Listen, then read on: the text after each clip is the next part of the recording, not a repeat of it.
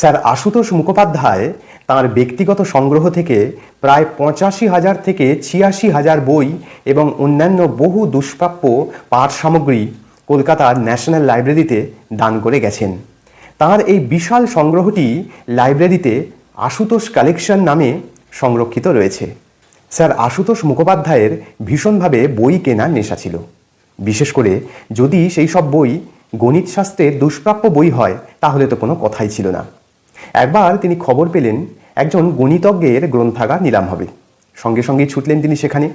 তিনি বেছে বেছে দুটি জটিল ও দুষ্প্রাপ্য গ্রন্থ দরাদরি করলেন, কিন্তু সর্বোচ্চ মূল্য দিয়েও বই দুটি পেলেন না।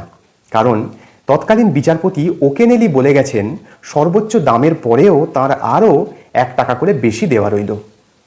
দাম দিতে এসে ওকেনেলি তো অবাক।